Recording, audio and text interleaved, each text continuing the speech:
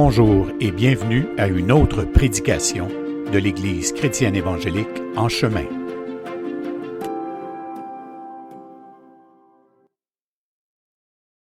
Donc on est le 11 février, on est rendu à la séance 5 de cette série sur l'Évangile de Jean. Et je me demandais s'il y avait des annonces à faire. J'ai-tu des annonces? Pas grand-chose à annoncer. L'Évangile, on va parler de l'Évangile. C'est ça qu'on va annoncer. Donc, écoutez, c'est une série qui est assez plus complexe que je pensais. Mais c'est pas que je regrette d'avoir commencé l'Évangile de Jean, mais il faut beaucoup de temps pour percer toute couple de mystères de cet Évangile, pour essayer de trouver... et cette semaine en particulier, il y a un mot auquel on va s'intéresser, c'est le mot « reçu » dans Jean 1,5. Quand il est écrit que la lumière a lui dans les ténèbres, mais les ténèbres ne l'ont point reçu. Qu'est-ce que ça veut dire, ça? Et puis, donc, on fait beaucoup de recherches, d'études, et on se rend compte des fois qu'il y a des sujets, il y a des thématiques comme ça, que des grands théologiens, des grands penseurs arrivent à des équations différentes. Et là, tu te dis, on fait quoi dans ce temps-là? Qu'est-ce qu'on fait? On se sauve. Non, sérieusement.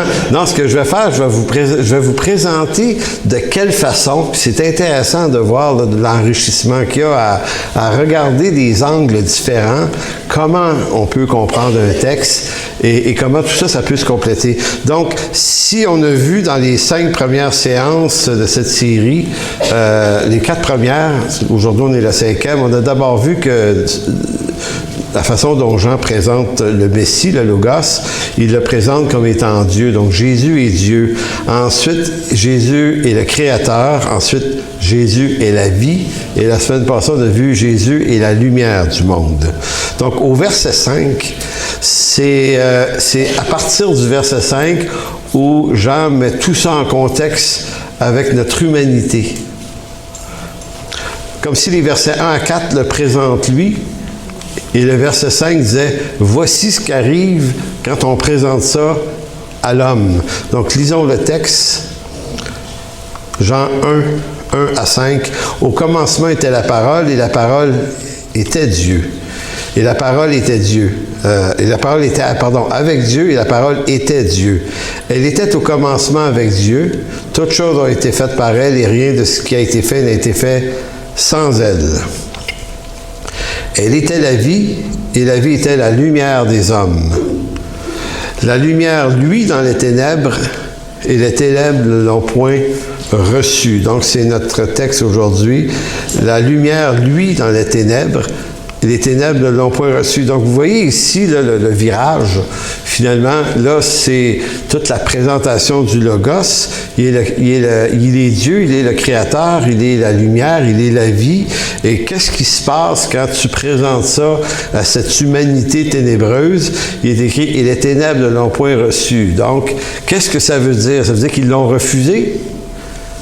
On va voir ça tout à l'heure. Donc, en mentionnant que la lumière, lui, dans les ténèbres, Jean utilise, et Jean fait ça souvent, il utilise une image de l'Ancien Testament pour montrer, pour reprendre comme un épisode et s'en servir pour le narratif de son évangile. Jean le fait beaucoup, un peu partout, autant et encore plus dans le livre de l'Apocalypse. Donc, allons dans Genèse chapitre 1, versets 1 à 5. Il y a comme des correspondants entre Genèse 1 à 5, les 5 premiers versets de la Bible, et Jean 1, les 5 premiers versets de l'Évangile de Jean, et c'est pas tout à fait innocent.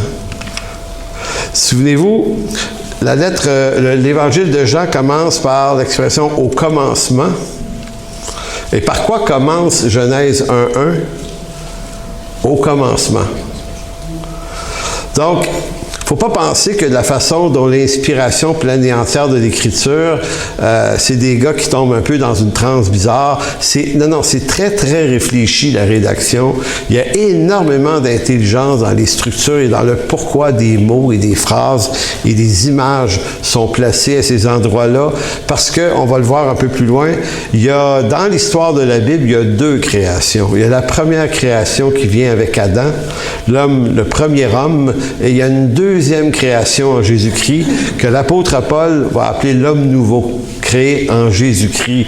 Donc, il y a une première création, il y a une seconde création. Il y a un homme qui est créé de façon terrestre par la poussière de la terre, Adam, et le deuxième homme nouveau est un homme où Paul va le dire, on va lire tout à l'heure, lui, il vient du ciel. Un vient de la terre, l'autre vient du ciel. Donc, il y a cette corrélation-là, 2 créations. Donc, lisons le texte de la première création, Genèse 1.1, qui dit « Au commencement, Dieu créa les cieux et la terre était informe et vide. » Vous connaissez l'expression qui est bien connue, informe et vide, tohu, bohu. Il y avait des ténèbres à la surface de l'abîme et l'Esprit de Dieu se mouvait au-dessus des eaux. Dieu dit que la lumière soit, et la lumière fut. Dieu vit que la lumière était bonne et Dieu sépara la lumière des ténèbres. Dieu appela la lumière jour, il appela les ténèbres nuit. Ainsi, il eut un soir, il eut un matin, ce fut le premier jour. Donc, il faut remarquer les 2 expressions. Celle de 1 Jean 5 qui dit « La lumière, lui, dans les ténèbres, et les ténèbres ne l'ont point reçu. » Et si on va dans le verset 2 et 3 de Genèse, il est écrit « Il y avait des ténèbres, que la lumière soit, et la lumière fut. » Il y a une parenté d'idées, ce n'est pas une citation textuelle exacte, mais il y a une parenté d'idées qu'il faut pas ignorer, c'est ça. Donc, le genre littéraire de Jean, quand on étudie l'écriture en herméneutique, ce qu'on apprend à comprendre, c'est des genres littéraires. Comment ces hommes-là écrivent? Ils n'écrivent pas de notre façon. Nous, on a souvent une écriture, c'est presque journalistique. Quand on raconte quelque chose, là, on est très, très, très précis. Puis, comment on appelle ça, France, comment est-ce qu'on écrit, nous, aujourd'hui? Ça dépend de l'intention de celui qui écrit. En général, comment on raconte nos affaires, nous autres? C'est narratif, c'est... Comment tu dirais? Ça peut être informatif. Informatif. Explicatif. Alors que l'apôtre Jean, bien évidemment, c'est de l'instruction qu'il fait aussi. Mais Jean, c'est quelqu'un qui bâtit ses textes avec des morceaux de l'Ancien Testament. C'est particulier. Il utilise énormément des symboles et des images. D'ailleurs, dans le livre de l'Apocalypse, il y a des centaines d'occurrences. Le livre de l'Apocalypse, là, si vous décidez de l'étudier tranquillement et sérieusement, vous allez vous rendre compte qu'il y a des centaines de morceaux dans l'Ancien Testament. Ça, c'est comme si tu bâtissais une voiture avec des morceaux dans une cour à scrap. Tu allais chercher toutes sortes de morceaux, là, puis tu en refaisais une avec ça. Ça ressemblerait à quelque chose, à un moment donné, si tu prends des morceaux de marques différentes, surtout.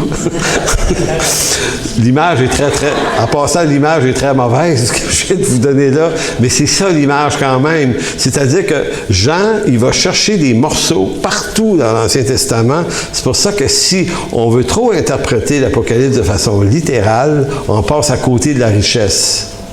Parce que ce qui donne du sens à énormément d'éléments dans l'Apocalypse, c'est d'aller puiser à la source d'où il les a pris, ces morceaux-là.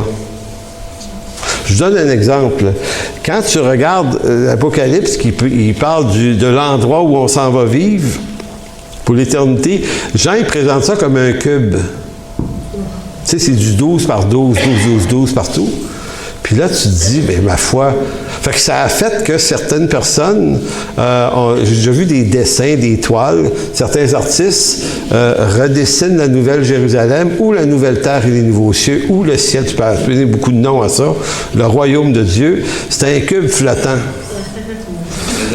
Et là, tu te dis, ouais, OK. Dieu était tanné des surfaces rondes de la première création. On va faire ça carré la prochaine fois. Peut-être.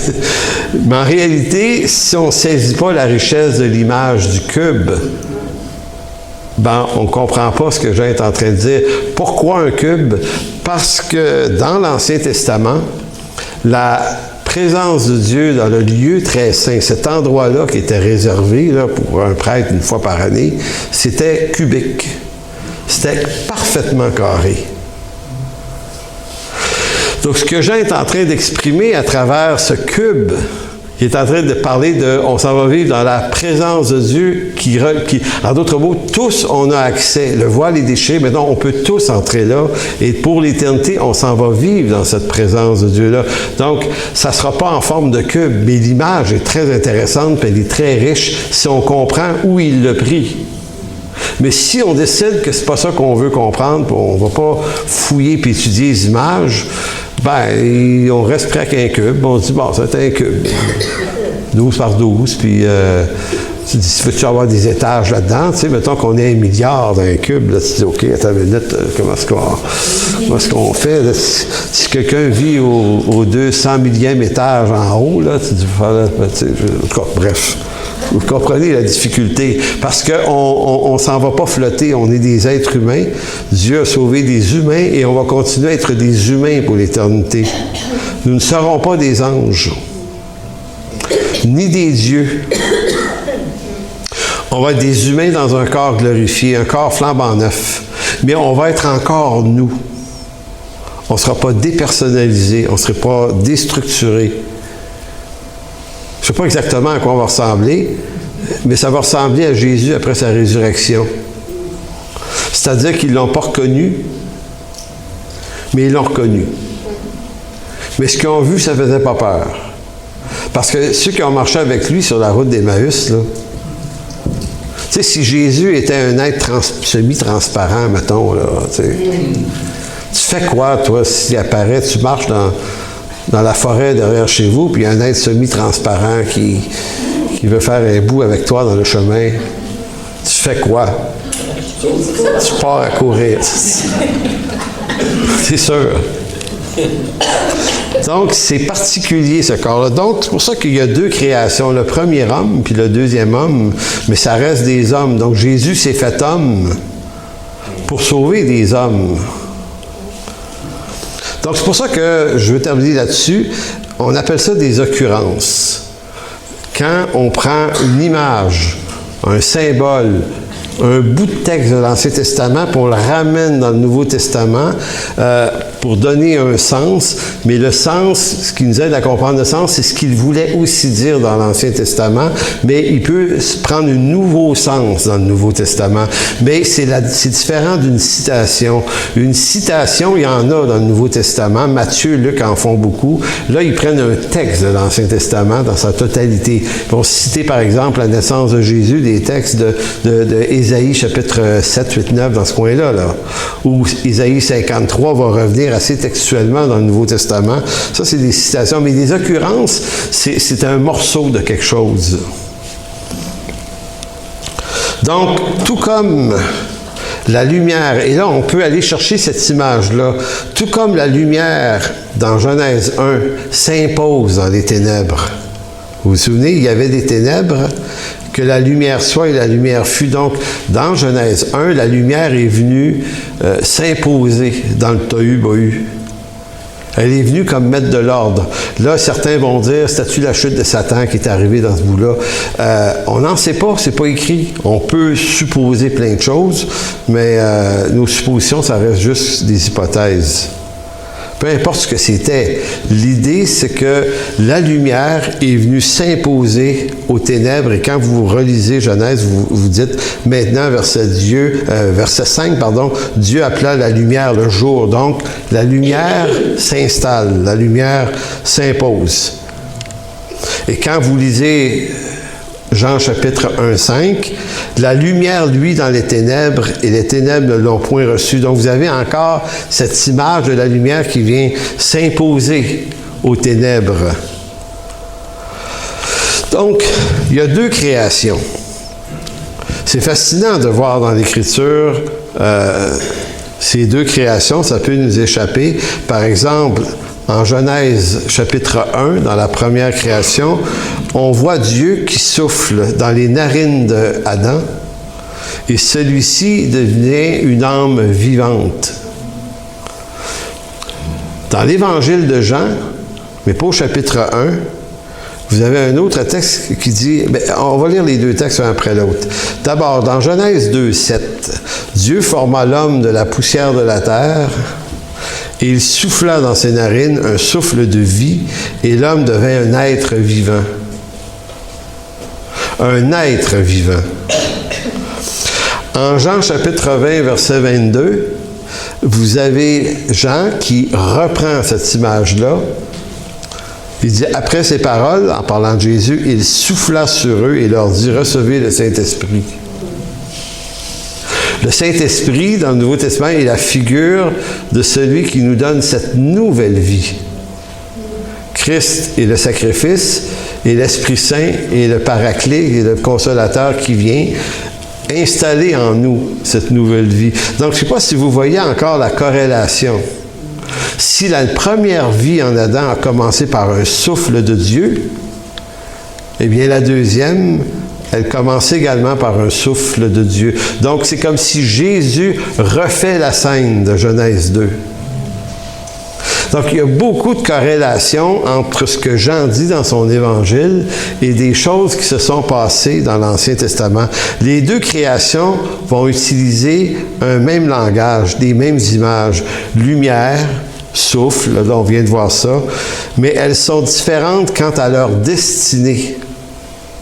C'est-à-dire que la première lumière et le premier souffle de Dieu va créer des êtres vivants et terrestres, alors que la deuxième lumière, qui est le Logos cette fois-ci, qui vient, et le souffle du Logos sur les apôtres, va créer une nouvelle race d'hommes, une nouvelle création, et c'est Paul qui l'explique le mieux dans 1 Corinthiens 15, 45. Voyez comment c'est écrit. 1 Corinthiens 15, 45. C'est pourquoi il est écrit. Le premier homme, Adam, devint une âme vivante. Le dernier Adam, en parlant de Christ, est devenu un esprit vivifiant. Ou le deuxième Adam, qui est à la fois Jésus le premier, mais nous tous, à sa suite, les nés de nouveau, là. On est un esprit, donc. Mais ce qui est spirituel n'est pas le premier, c'est ce qui est animal. Ce qui est... Attendez, je vais leur dire comme il faut, là, verset 46. Mais ce qui est spirituel n'est pas le premier. C'est ce qui est animal. Ce qui est spirituel vient ensuite. Le premier homme est tiré de la terre, est terrestre. Le second homme est du ciel. Tel est le terrestre, tels sont aussi les terrestres, et tel est le céleste, tels sont aussi les célestes. Et de même que nous avons porté l'image du terrestre, nous porterons aussi l'image du céleste. Donc, il faut remarquer que le premier homme qui est né en Adam, il y a 3 caractéristiques dans le texte de Paul, 1 Corinthiens 15, 45 et plus. C'est d'abord, Adam est une âme vivante, il est animal, puis il est tiré de la terre. Il est une âme vivante, un animal est tiré de la terre. Celui qui est né de Christ, l'homme nouveau, il est un esprit vivifiant, il est spirituel, puis il est du ciel. C'est pas innocent que Paul ait donné 3 caractéristiques dans son texte à chacun des 2 hommes. C'est pour ça que l'Écriture, c'est structuré. Maintenant, il y a une condition pour pouvoir porter l'image du céleste. Quelle est-elle? Avoir reçu l'Esprit de Dieu. Oui. Recevoir la lumière. Oui. L'être de l'Esprit. Oui. Croire. Oui, c'est tout le temps vrai, mais c'est pas ça que je cherche. Il faut avoir été d'abord un homme pécheur. Effectivement, il n'y a personne au ciel, dans cette nouvelle sorte de vie qui nous attend, qui n'aura pas été un jour un pécheur né d'une femme. À cause d'un homme aussi. Là. Je ne voulais pas juste mettre le blâme sur les femmes. Là, pécheur né d'une femme, ça sonne mal un petit peu. L'homme n'est pas quelque chose. Bon, alors, toujours est-il que c'est, en d'autres mots, si donc vous êtes pécheur et que vous êtes né de femme, levez donc la main, ceux qui ont vécu cette expérience. Vous vous qualifiez pour être un être du ciel. C'est intéressant. C'est intéressant que pour recevoir le plus grand cadeau de toute l'histoire de l'humanité, il faut d'abord avoir été pécheur. Sauf Adam. Hein? Sauf Adam. Sauf qui? Adam? Ah, il était pécheur aussi. Oui, mais il n'a pas les deux femmes. Ah, non, non, OK, oui, là, c'est... Ouais. Voulez-vous la mettre dehors, elle? Là? C'est une joke. Une femme intelligente a dit Adam, il faut que je répète ce que tu as dit quand même. Elle a dit Adam, il n'est pas né d'une femme. Il n'y avait pas de belle-mère. Hein? Il n'y avait pas de belle-mère. Il n'y avait pas de belle-mère. C'est peut-être pour ça qu'il est tombé. Donc, l'unique condition pour porter l'image du céleste aura été d'avoir premièrement porté l'image du terrestre. Autrement dit, la nouvelle terre, les nouveaux cieux, la nouvelle vie n'accueillent que des hommes pécheurs, hommes et femmes ici, là, nés de femmes et pardonnés, sauvés par la grâce de Dieu. Ensuite, morts et ressuscités. Donc, c'est pour ça que, je ne sais pas si vous avez déjà rencontré des gens où vous avez déjà vécu la séquence où vous vous disiez « je suis trop pécheur ». Tu sais, je suis trop pécheur. Trop. Tu ne peux pas être trop pécheur. En fait, si tu es pécheur, c'est parfait de même pour être sauvé. Il est venu sauver des pécheurs, ce que vous voulez, parce qu'il y a juste des pécheurs qui peuvent se qualifier pour la rédemption. Fait qu'il faut que tu rentres dans cette catégorie-là. Et on va aller plus loin que ça. Le Seigneur Jésus-Christ emprunte en tant que premier spécimen de cette nouvelle race d'hommes, en lui, utilise le même chemin. Lui aussi va naître d'une femme.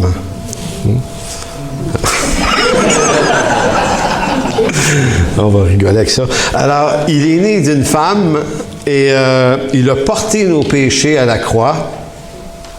Il est mort et il est ressuscité.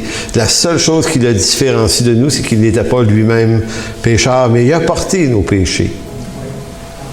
Donc, vous avez même Dieu dans sa personne pour entrer dans la qualification qui lui permet d'être le Seigneur. Il doit se faire homme parce que cette nouvelle création va être une habitation d'homme et de Dieu en même temps. On va vivre avec lui pour l'éternité. Donc, c'est pour ça que dans Jean 14, lorsque Jésus dit « Je suis le chemin », c'est pas juste... peut-être qu'on comprend ça d'une manière mineure, mais c'est pas juste un peu le chemin qu'il est. C'est lui qui ouvre vraiment la trail. Il ouvre complètement la voie en faisant le chemin, en naissant d'une femme, en vivant une vie d'homme. Il a passé par ce chemin-là. Donc, il est venu créer un chemin dans notre chemin. Notre chemin rentre dans le sien. Un peu comme, encore une fois, le coach canadien qui dit « Il faut que tu amènes ta game dans la game. » Tu sais, hein? T'as écouté ça là? Mais c'est une joke, là, évidemment. Mais notre chemin à nous, vraiment rentre dans le sien, puis c'est lui le chemin. Maintenant, le verbe « recevoir ». Souvenez-vous que ça disait... Il faut que je retrouve le texte. La lumière, lui, dans les ténèbres, Jean 1,5, et les ténèbres ne l'ont point reçu. Bon, c'est ici que les théologiens ne s'accordent pas tous. Le mot, le verbe recevoir, c'est katalambano, ici. Et il peut être traduit ou il peut être compris de trois façons, ce verbe-là. Et les trois façons sont pas tout à fait, ouais, c'est ça, sont assez différentes. Je vous donne la perception qu'avait Jean Calvin Charles Spurgeon avait aussi cette conception-là. Pour eux, les ténèbres ne l'ont pas comprise. Le mot catalambano pourrait se traduire la lumière est venue dans les ténèbres et les ténèbres ne l'ont point perçue, ne l'ont point comprise. Comme si ça leur a échappé. Donc, c'est pas comme ils l'ont pas reçu dans le sens qu'ils n'en voulaient pas. C'est juste incapable de l'apercevoir. Ils l'ont pas reçu dans le sens où ils pouvaient pas. C'est très calviniste comme approche. Donc, la lumière de Christ brille de plus en plus, disent-ils, comme Calvin va dire, la lumière de Christ brille de plus en plus, mais l'âme ténébreuse de l'homme ne perçoit pas la lumière de notre Seigneur tant que le Saint-Esprit ne travaille pas le miracle puissant de la régénération en lui, en vue de lui donner la vue à ceux qui sont aveugles. Donc, c'est dans ce sens-là. Donc, elle n'est pas comprise, mais ça ne signifie pas qu'il ne peut pas se passer quelque chose. Parce que si tu dis, la lumière, lui, dans le ténèbre, ils ne l'ont pas reçue, à quoi ça ressemble, cette affirmation-là, quand on y pense? Ça veut dire que ça n'a pas marché. Tu sais, ils ne l'ont pas reçu. Tu sais, je veux te donner 1 million, François, mais tu ne veux pas l'avoir. Il se passe quoi après? Bien, il ne se passe rien, justement. Tu sais, tu n'as pas reçu, tu sais.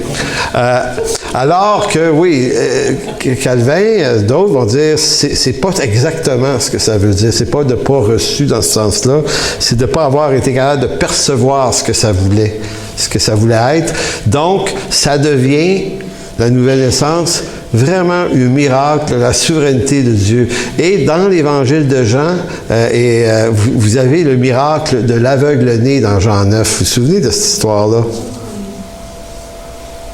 Qui est très intéressante parce que l'aveugle, lui, là, il ne sait pas ce que c'est voir. Donc, et là, la situation est la suivante. Lui, le Seigneur lui redonne la vue, et là, il voit. Maintenant, il ne peut pas voir Jésus parce que c'est Jésus qui voit.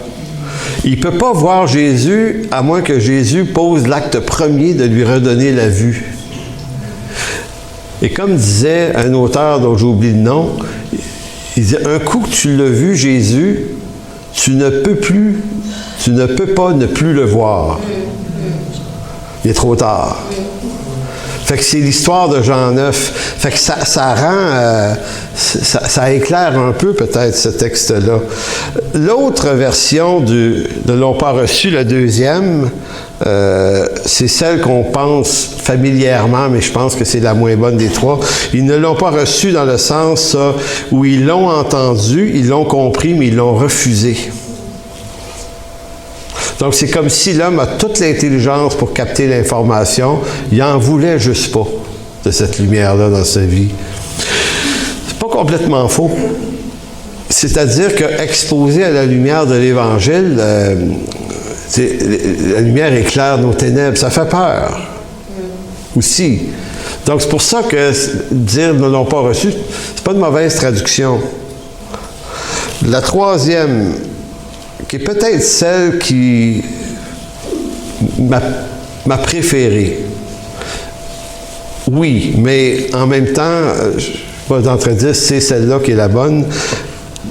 Le théologien que j'utilise beaucoup pour ma série Montgomery Boyce, c'est lui qui l'envoie. Puis je pense que Donald Carson aussi, j'ai cru voir des commentaires de Carson là-dessus. Ils vont dire, la lumière, lui, dans les ténèbres, et les ténèbres ne l'ont point éteinte. Catalambalo veut dire ça aussi. Les ténèbres ne l'ont pas étouffé, les ténèbres ne l'ont pas vaincu. D'ailleurs, je ne sais pas s'il y a quelqu'un qui a une version Summer ici. Summer, il dit étouffé. Hein? Summer va dire la lumière, lui, dans les ténèbres, et les ténèbres ne l'ont point étouffé. C'est bizarre. Mais là, ça donne un sens intéressant, c'est-à-dire que la lumière est venue, mais les ténèbres ne l'ont pas vaincu, cette lumière-là. C'est cette lumière-là qui est victorieuse. Donc, ça ne donne pas le même sens, vraiment. Donc, J.B. Phillips va dire le sens le plus proche, selon lui, de l'intention de Jean était d'utiliser le mot, vu qu'on parle de lumière, une lumière, ça peut s'éteindre, ça peut s'éclipser. La lumière de Christ est venue dans les ténèbres, et les ténèbres, bien qu'ils ne l'aient pas comprise, ne l'ont pas pour autant éteinte, puisque l'œuvre de Christ est victorieuse. La lumière du Christ est victorieuse sur les ténèbres dans le sens où la victoire du Christ à la croix sur le péché est désormais une œuvre accomplie et définitive. Ce qui ressort clairement de ce passage est que même si Dieu se présente en personne au cœur des ténèbres de ce monde en toute lumière, l'homme ne la remarque, ne la perçoit et ne la reçoit pas naturellement, mais cela ne signifie pas que les ténèbres de l'homme, dans son refus de la recevoir, annulent l'effet de l'œuvre de Dieu. Cette lumière fera son œuvre dans le cœur de ceux qu'elle appelle à sa lumière. Voilà ce que ça pourrait vouloir dire. Les ténèbres, conception intéressante, qu'est-ce que c'est des ténèbres? Je me souviens d'avoir lu un texte de Saint-Augustin il y a très très longtemps. Puis il disait, essentiellement, les ténèbres, c'est rien sinon l'absence de lumière. La lumière, c'est quelque chose. Les ténèbres, c'est un vide. Donc, c'est par l'éclat de la lumière sur nous que l'on découvre l'espace qu'occupent nos ténèbres.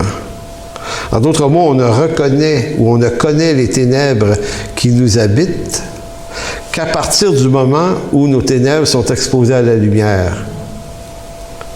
Et ça, ce que ça nous parle de notre état de pécheur. Avant d'être sauvé, je m'en souviens quand même, on ne peut pas réfléchir à ça. Mais je ne sais pas pour vous autres, mais moi, je me trouvais pas pire. Moi, je me suis converti à 21 ans, donc jusqu'à l'âge de 21 ans, j'avais toujours tué personne.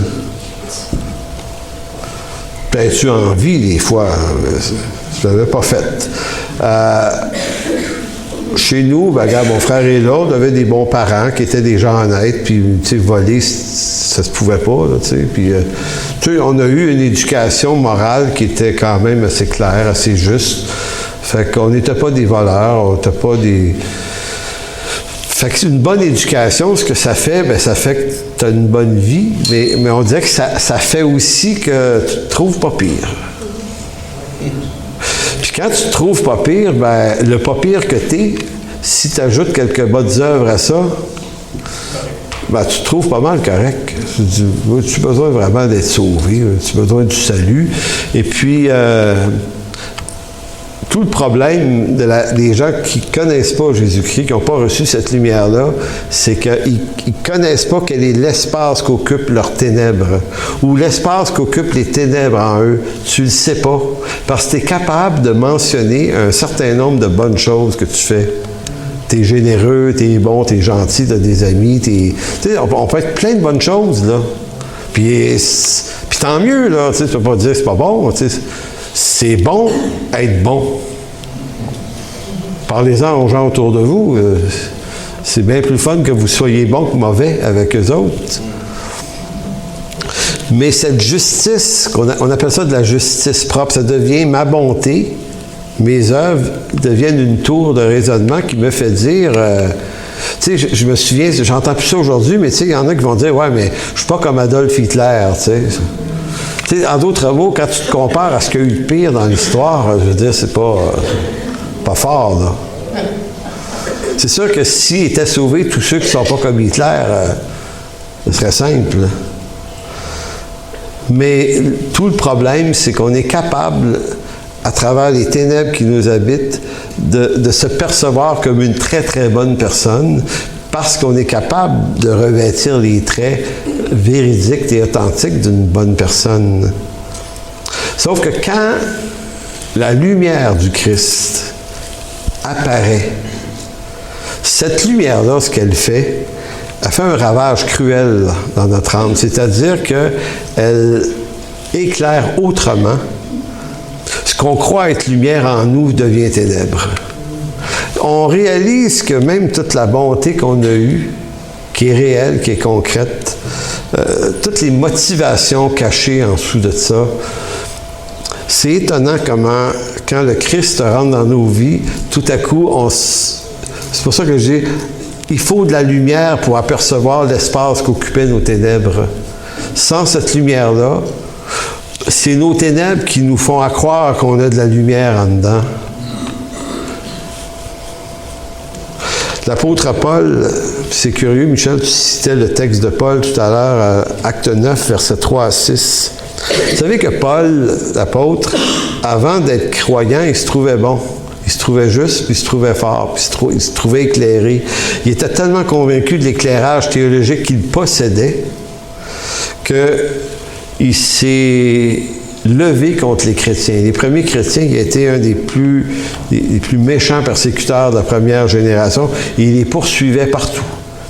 Avec un zèle de fou, là, il se faisait donner des lettres par le Sanhédrin de Jérusalem qui lui donnait le droit d'aller visiter les communautés juives, même en dehors d'Israël. Il faut le faire, là. Pourquoi il pouvait avoir ce type de permission-là? C'est que le Sanhédrin de Jérusalem avait une entente avec le gouvernement romain qui lui permettait de gérer les communautés juives, même en dehors d'Israël. Pourquoi les Romains avaient donné ce pouvoir-là au Sanhédrin juif? Parce que le Sanhédrin juif lui garantissait de maintenir la paix dans les communautés juives, qu'elles soient en Syrie ou au Liban. Il y en avait beaucoup en Égypte, dans la région d'Alexandrie. Un peu plus tard, il y a eu beaucoup de Juifs là, dans ce coin-là aussi. Il y en avait à Rome, il y en avait en Espagne, des Juifs, il y en avait partout. Il y en avait jusqu'en Babylonie. Ils étaient très, très nombreux. Certains historiens estiment leur pourcentage à l'époque à tout près de 10% de la population de l'Empire romain étaient des Juifs. Puis, le peuple juif, c'est un peuple de gens instruits, beaucoup plus que la moyenne. Pourquoi? Parce que dans Deutéronome, chapitre 6, il y avait une obligation d'apprendre tes enfants à lire très jeunes pour qu'ils puissent lire la Torah. Écoutez, être obligé d'apprendre à lire, là, Deutéronome, chapitre 6, on parle de milliers d'années, même avant Jésus-Christ. Savez-vous en quelle année, au Québec, la loi sur l'éducation a obligé l'école, puis donc les enfants à lire au Canada, au Québec, savez-vous quand? 1940. 1940. On s'est instruit depuis. Avant ça, tu dis, t'es un fermier, t'as une terre, t'as 3-4 garçons. Tu peux pas savoir lire, puis traire une vache, là. Je vais te montrer. Écoutez, il y avait beaucoup d'analphabets au Québec, puis encore aujourd'hui, dans certaines régions rurales, il y a encore des personnes âgées qui n'ont pas beaucoup appris à lire et à écrire. On est vraiment très en retard. Mais les Juifs, eux autres, tout le monde sait lire. C'est pas pour rien qu'ils étaient forts en affaires. On leur faisait le reproche, mais si tu ne peux pas leur faire le reproche, ils ont l'instruction pour le faire. Ils calculent plus vite que tout le monde. Puis dans les peuples juifs aussi, chez les Juifs, il y a eu des grands scientifiques. Je lisais une statistique, c'est-tu plus que la moitié des prix Nobel de sciences sont régulièrement des Juifs. Einstein est un Juif. Parmi les grands musiciens du 20e siècle, les violonistes, les violoncellistes, souvent des Juifs aussi. Donc, il faut comprendre que l'instruction, en très jeune âge, dans une tradition, dans une culture comme celle-là, ça a donné un peuple extrêmement capable. Maintenant, quand les Romains regardent ça, là, les Romains, c'est comme n'importe quel empire, sont un peu paranoïaques. Ils disaient, hey, eux autres, les Juifs sont instruits, sont capables, puis en plus, ils sont têtes de cochon. Ils ne se soumettent pas à des dieux étrangers. Là. Tu ne peux pas les faire agenouiller devant Jupiter. Là. Le Juif, il aime mieux mourir que s'agenouiller devant une idole. Fait que c'est juste un peuple. Donc, les Romains ont une entente avec le Sanhédrin, puis en disant, écoutez, on vous donne des pouvoirs, on vous donne le droit de percevoir des impôts pour le temple. Fait que le Sanhédrin, c'est une institution politique et religieuse extrêmement puissante. Donc, vous allez nous tenir tranquilles, les Juifs qui sont dans toutes sortes de places. On ne veut pas de trouble. Fait que Paul était capable d'obtenir des lettres du Sanhédrin et pouvait partir à Damas, comme c'est le cas dans Acte 9, pour aller arrêter les chrétiens dans la ville de Damas, en Syrie, pour les faire possiblement juger, emprisonner, voire même tuer. Fait que c'est un gars dangereux. Mais lui, il va expliquer dans sa première lettre à Timothée tout ce qui le motivait. Et ce qui le motivait, c'était de l'ignorance. Il dit, j'étais ignorant. Donc, sans lumière. Donc, comme, Acte 9, 3, comme il était en chemin et qu'il approchait de Damas, tout à coup, une lumière. Tu sais, quand on dit que la lumière venant d'en haut vient te faire découvrir tes ténèbres, ben lui, il l'a vécu solide. Hein? Tout à coup, une lumière venant du ciel resplendit autour de lui. Il tomba par terre. Et il entendit une voix qui lui disait, « Saul, Saul, pourquoi me persécutes-tu? » Et il répondit, « Mais qui es-tu, Seigneur? » Et le Seigneur lui dit, « Je suis Jésus que tu persécutes. Il te serait dur de régimber contre les aiguillons. » Tremblant et saisi d'effroi, il dit, « Seigneur, que veux-tu que je fasse? » Ça, c'est la conversion de Paul. C'est radical, là. L'expression « il te serait dur de régimber contre les aiguillons », c'est une façon de dire, le gars, il est couché à terre. C'est comme si tu avais 8 soldats romains avec des pointes piquantes devant lui, en voulant dire, tu bouges, Paul, puis on te transperce. C'est très calviniste. Hein? C'est très calviniste. Oui. Tu meurs, Paul. Là. Tu arrêtes, tu me suis, je t'appelle, puis c'est tout. Y a-t-il une autre option? Non? Ben, la mort. Tu veux-tu mourir tout de suite? Tu veux... C'est quelque chose. Et l'apôtre Paul, à partir de ce jour-là, n'est pas en train d'essayer de comprendre ces ténèbres. Il a tout vu. Rencontrer Jésus-Christ, là, c'est une expérience qui est comme... certains, comme Paul, ont une expérience assez instantanée. D'autres, c'est peut-être mon cas, ça a été un peu plus lent. Je me suis converti un soir. Puis il s'est mis à se passer des choses dans les semaines puis dans les mois qui ont suivi. Puis on dirait que ma première année de vie chrétienne, moi, elle n'était pas joyeuse, elle était déprimante à fond. On dirait que là, je voyais des espaces de ma vie que c'était pas lumineux du tout, là. Puis avant ça, c'était comme, bon, je voyais pas ça, ces affaires-là. Donc, c'est ça l'œuvre de Dieu. Donc, aucun homme ne peut se tourner vers Dieu, se repentir, à moins que Dieu ne jette sur lui un jet puissant de lumière qui fait apparaître ses ténèbres, et ce, à tel point que l'homme ne trouve plus de paix, ni sa paix, aussi longtemps qu'il n'aura pas fléchi les genoux devant le Christ. S'il y a une chose que les hommes préfèrent ignorer, en général, c'est la profondeur des ténèbres qui les habitent. La vaste majorité des gens passent leur vie à faire du mieux qu'ils peuvent pour se donner une qualité de vie qui leur permet de se donner une bonne conscience. Bien entendu, d'aucuns ignorent ses défauts. Comme on se dit ici-bas, on sait tous que personne n'est parfait. Donc, quand je dis qu'on ignore nos ténèbres, c'est pas qu'on ne sait pas qu'il y en a. Tu sais. C'est ainsi qu'on réussit sa vie en la menant, tout en se rappelant davantage nos bons coups. Donc, si vous passez une soirée avec des amis puis vous racontez vos vies, vous allez vous raconter vos réussites.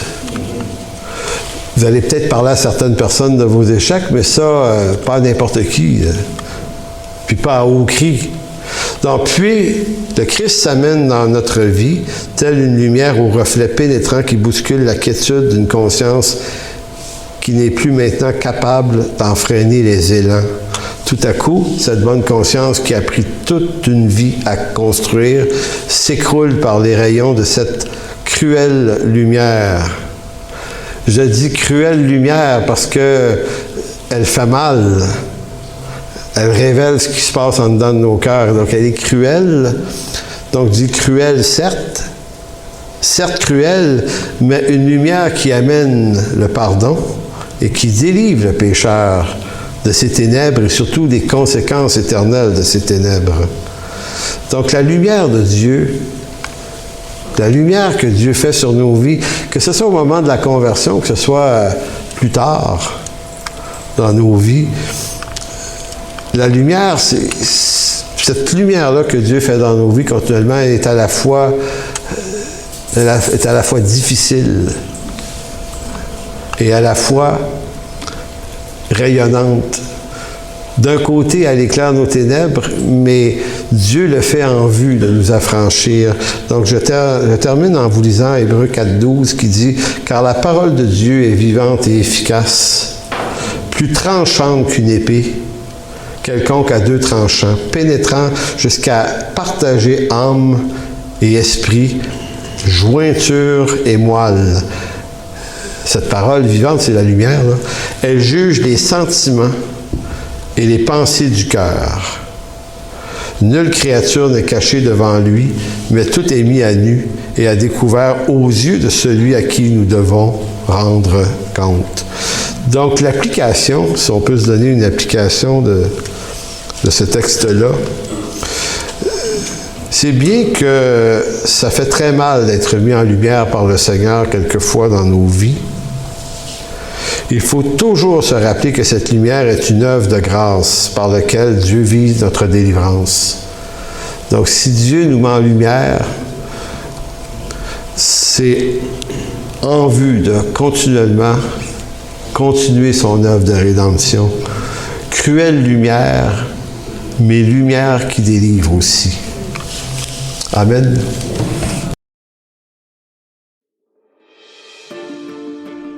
Pour toute information, n'hésitez pas à communiquer avec nous à info@égliseenchemin.com.